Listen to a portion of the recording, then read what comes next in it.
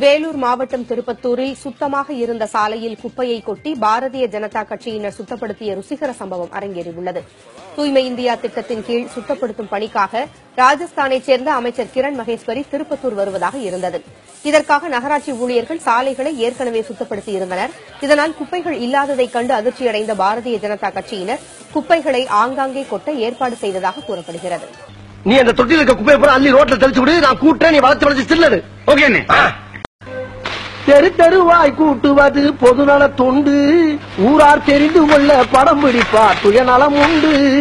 தெரு தெருவாய் கூட்டுவது பொதுநல தொண்டு, ஊரார் தெரிந்து கொள்ள படம் பிடிப்பார் சுயநலம் உண்டு. வெள்ளையும் சொல்லியமா அழகா கூட்டிட்டு இருக்கிறாரு. கார்பரேஷன் யூனிஃபார்ம்ல மாத்தி போட்டாங்களாக்க. யார போய் காப்பேசுங்கிற? அவர் தான் ஆனா ஊனா தவமணி. சமூக சேவையில தன் பேர் கிண்ணஸ்ல வரணுங்கிறதுக்காக தன் சொந்த பணத்தை எல்லாம் வாரி கொட்டி குப்பையா அள்ளிக்கிட்டு இருக்கிறையா. அந்த மகான போயா யாருன்னு கேட்டேன். போயா பச்சது. ஆமாண்டா, நீங்க என்னமோ பெரிய இவ மாதிரி இங்கிலீஷ் பேசுறீங்க.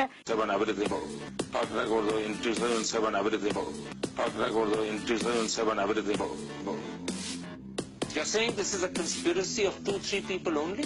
Karan. I have no problem. I think it's not 2 or 3 people. 2 or 3 person. English கேட்டுக்கடா நீ. நைனா இங்கிலீஷ்ல என்னன்னு சொல்றது? If India is a rich country, then how living here poor people? It is a burning question written by the Professor Kamte in the Sociology of India. So according to the Constitution of India, we want fundamental rights of the general citizens, particularly about the citizens of India. இவ மூத்திரத்தை குடி, அப்ப கூட உனக்கு புத்தி வராது. டேய், என் பையன் மட்டும் படிச்சு பெரியாளா வரட்டும், இந்த காலனிவே ஒரு கலக்கிறான். நீ அந்த தொட்டியில் இருக்க குப்பையை பூரா அள்ளி ரோட்ல தெளிச்சு விடு, நான் கூட்டுறேன், நீ வளர்ச்சி தில்லது. குப்பைகள் இல்லாததைக் கண்டு அதிர்ச்சியடைந்த பாரதிய ஜனதா கட்சியினர்